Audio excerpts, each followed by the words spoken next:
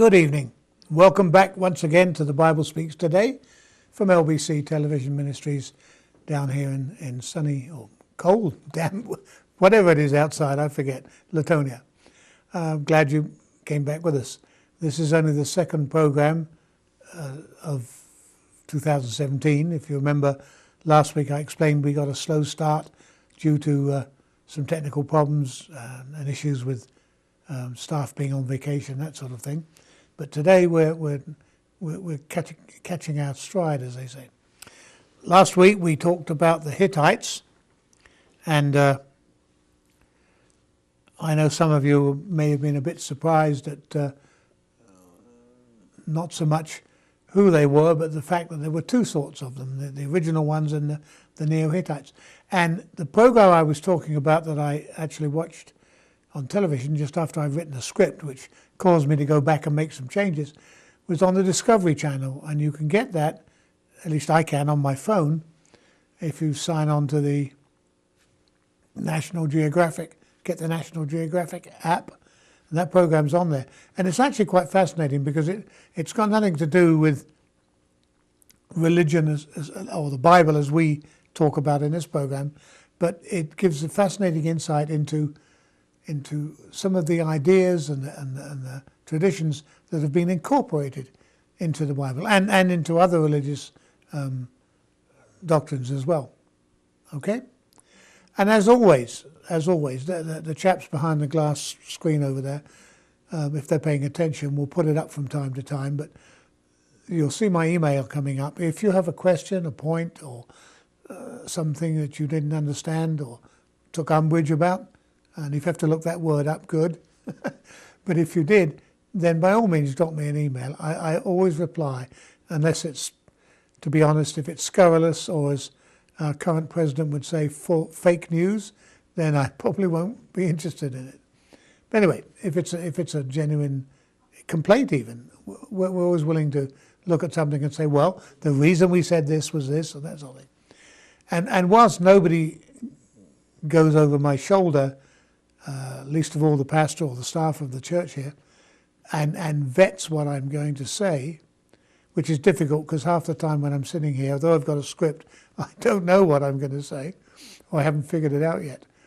I do share the subject around with people and say, what do you think? Is this a good subject, or is this something you think people would be interested in? And so if you've got an idea or a theme, if you will, share it, and we'll see what we can do. Now, if you're watching the credits, and nobody watches the credits, I know that. You know, you say, oh, it's that program again. What's it called? If you were watching the credits, you'll see tonight's program is about the Jebusites. And you're going to sit back in your den chair or your easy chair or at your kitchen table, wherever you watch this program, and say, oh, I know who they are. They're the people who lived in Jerusalem. Well, you might want to stay tuned because I'm going to shatter some carefully held premises tonight and give you some food for thought, I hope. Not with an intent to upset you, but just to kind of, if we're going to look at our Bible in depth and look at our Bible background, which is what we do a lot, if you've noticed, then sometimes you have to be prepared to run into things that you're not expecting. When I started doing the research latter part of last year for these programs, I would pretty much, like a lot of people, figured out, oh, they're the so-and-so, they did that. And then you start saying, well, hang on. If they weren't there then, who's this Uriah the Hittite guy? And if that's the case, well, who are these people? So it's very interesting. I mean, there is still a lot of discussion with scholars who insist that the Philistines are the descendants of the sea people, the Phoenicians, who settled on the shores of what is now Israel, lived on the coastline. Nobody's actually proved it conclusively, and maybe it's the subject of a program down the road. But it makes some interesting reading. Anyway, the Jebusites. Now, according to the Hebrew Bible, when I say the Hebrew Bible, I'm talking about the Old Testament. Obviously, the Hebrew Bible has no New Testament. That's Christian Bible. But according to the Hebrew Bible, the Jebusites were a Canaanite tribe, in other words, part of the Canaanites. Something we need to... The Canaanites were this huge national thing. These other names that we come up with, like the Jebusites, are in fact members of that national thing, but separate tribe in their own right. If you like, a separate family. If you think of a tribe as being just a big extended family, and Lord knows we've got enough of those in this country for you to compare to, where they have a family reunion and 50, 60, 70, 80 people turn up, and that's only a third of them. Okay? So, tribes are like families. Anyway, they were supposedly built and inhabited Jerusalem and lived there prior to its conquest by King David. And the story is in the Old Testament, of course. The Book of Kings state that Jerusalem was known as Jebus prior to this event. Hold that thought, because we'll come back to it. According to some Bible chronologies, and you know, if you read different parts of the Bible, sometimes this or that battle is dated differently or placed differently, and we take that to be simply the fact that people couldn't remember whether it was last year or this year or the year before, you know. But according to, to some Bible chronologies, the city was conquered by King David in what did I say, 1003 BC? But in other places, it talks about 860 BCE, which is a bit later. So how do we identify this Jebus, first of all? And I have to say this is going to happen a lot in this program. The identification of Jebus with Jerusalem has and is being disputed. The problem is that every non-biblical, not in the Bible, every non-biblical historic reference or mention of Jerusalem found in the ancient Near East, which is obviously where we are, refers to the city as Jerusalem. Well, I'll go back a bit. Do you remember the Amarna letters? Those of you who watch the program on a regular basis. The Amarna letters were those ones which told us a lot about what was happening in the Old Testament, because it was from this ruler to Egypt and back again about what was happening and how the Hebrews were being a pain in the butt and always rebelling and that sort of thing. And they were a very good historical linchpin for some of our biblical stories. But in the Amarna letters, which are dated 14th century BC, okay, and several of which were written by the chieftain of Jerusalem, okay, a chap called Abu-Hebba. I've mentioned his name before.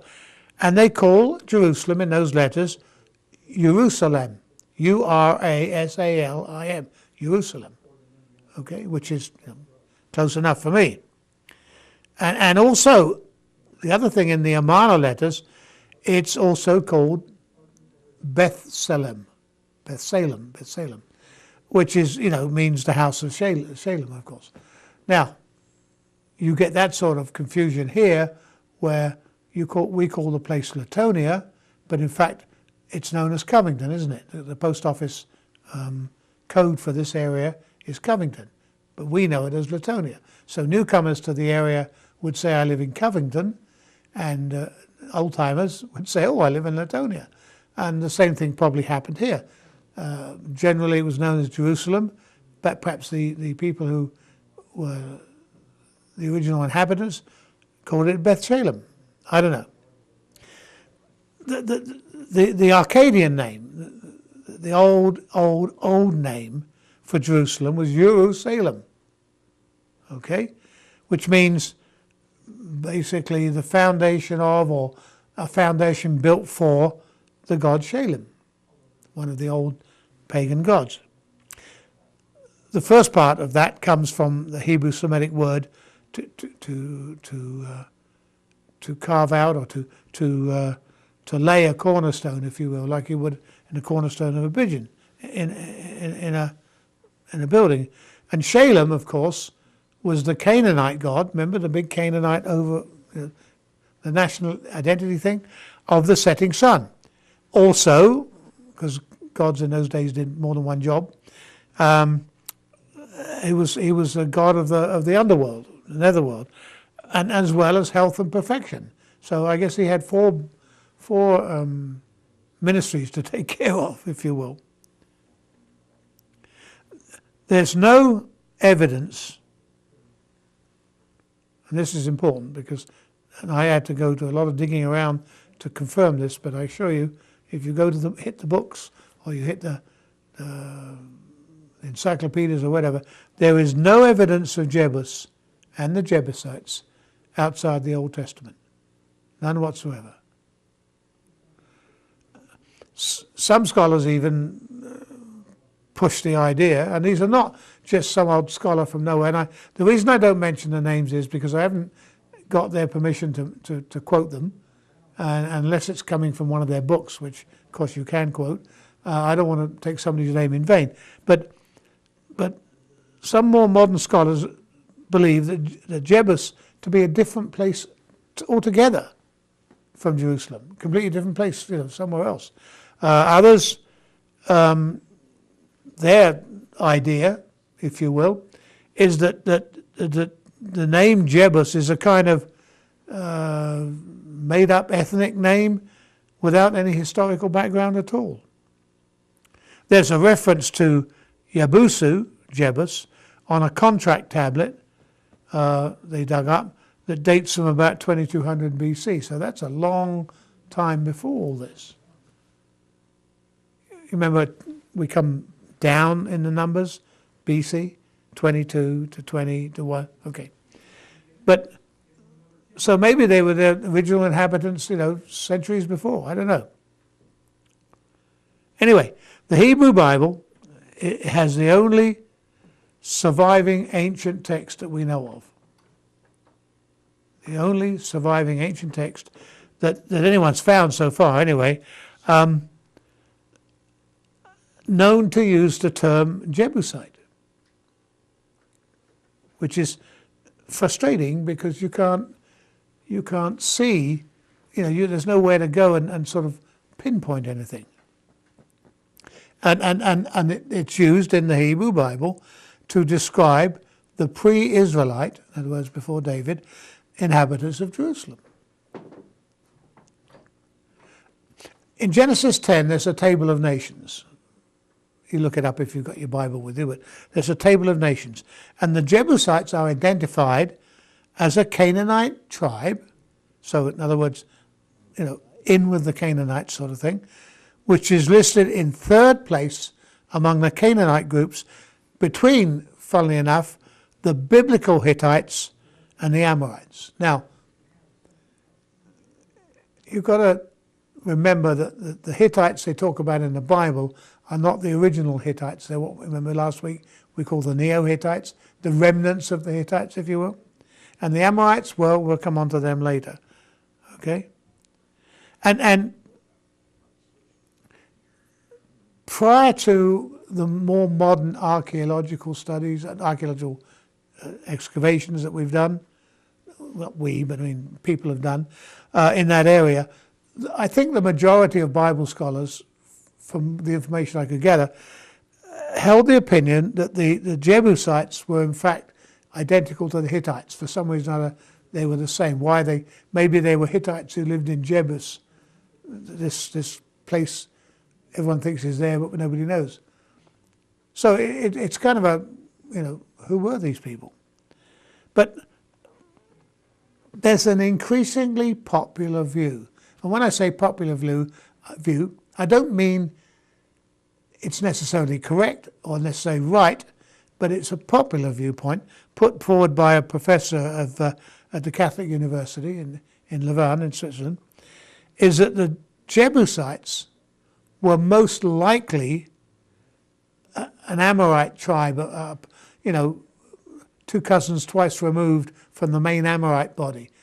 And when you get into tribal histories, believe me, I've done some of this for a different program, and it's totally confusing because Cousin Bob goes off here and starts his own family, and he calls them Cousin Bobs as opposed to Cousin Bills over here, but they're really all part of the same tribe.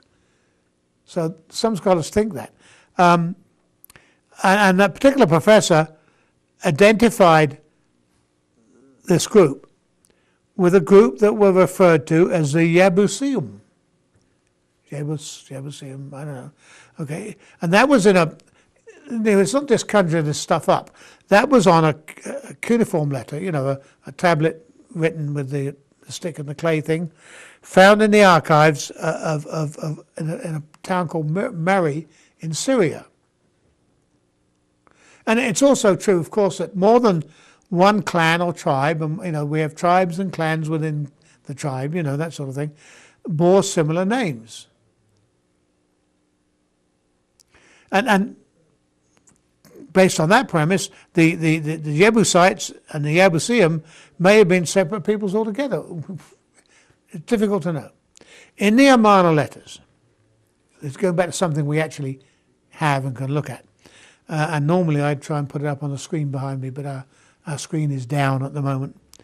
So anyone who knows anything about green screen stuff, if you want to come and volunteer your services, you'd be very welcome.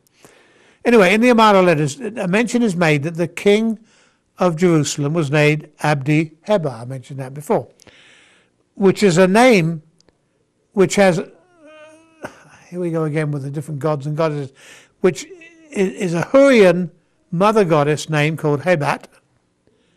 So that, putting sort of different clues together, that sort of implies that the Jebusites were Hurrians themselves, which is another tribe hanging around, or were heavily influenced by Hurrian culture, or perhaps there's another thought they were dominated by the Hurrian Marianu class, which is like a Hurrian warrior class. Maybe they were the servants or something. It's difficult to tell.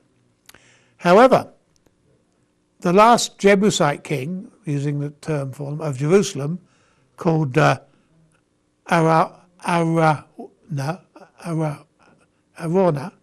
that's it, or Oman, which I'll use in future because it's an easy word to say, Oman, had a name which is generally understood to be based on the Hurrian language, and in the Bible conquest narrative, Piram, the king of Jarmuth, and what's his name, Hoham, the king of Hebron, and the two sons of Anak, they all had these Hurrian-based names. So, from the Bible's point of view, the Bible narrative, Jebusites were people of perhaps Hurrian or Amorite or whatever tribes who lived in the Jerusalem city, the city of Jerusalem. And it wasn't called after them, it was just called Jerusalem. And that's how they came to be there. Now there's some Jebusites named in the Bible. Melchizedek, remember that confusing verse in the Bible about the priests and Melchizedek? Jerusalem is referred to Salem in that particular passage rather than Jebus. In the passages, certainly in the passages of Genesis describing Melchizedek, it's described as Salem. According to Genesis, and I've got a quote here, the ruler of Salem in the time of Abraham, the time of the patriarchs, was Melchizedek. And that as well as being a ruler, he was also a priest. Now, there's an interesting theory here from the Middle Ages.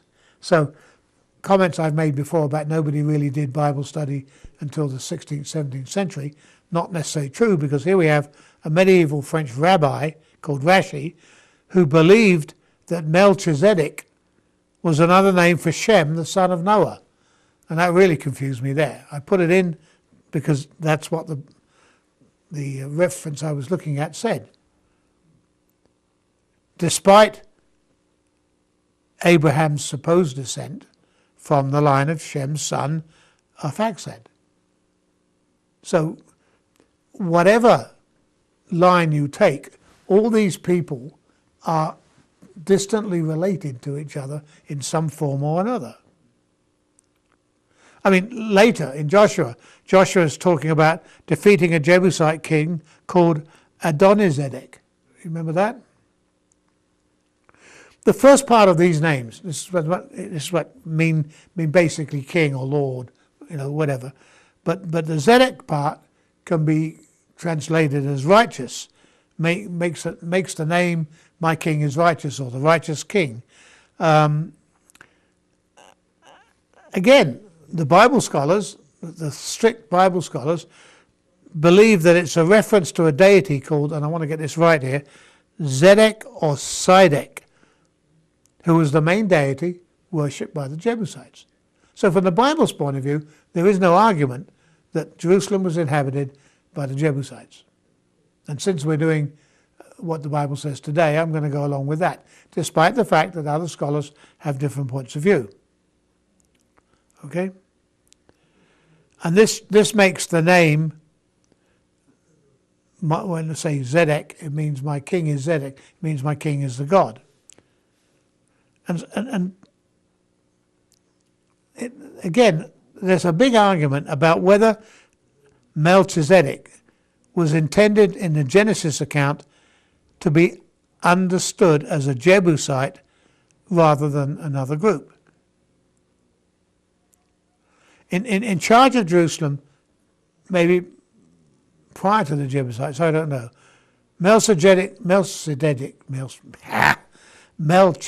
that's a hard word to say frequently, try it, as a priest and well as a king, might well have been associated, at least we think so, with a sanctuary probably dedicated to Zedek. So we have a kind of pre-temple type of thing going. And having said that, some of my research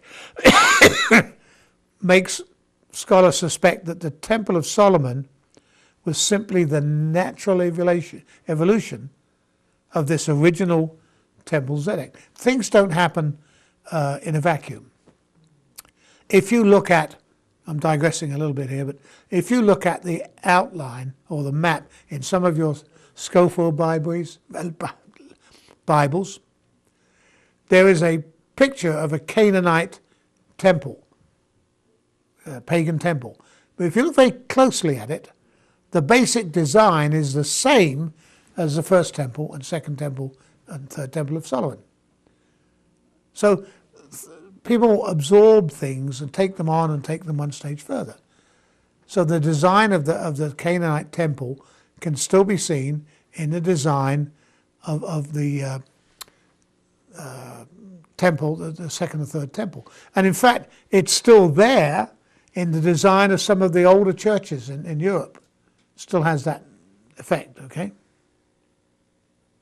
As I said, that king I was telling about, I'm going to call Oman, is mentioned in the book of Chronicles, is described in the book of Samuel as the one who sold his threshing floor to King David, where David constructed an altar on.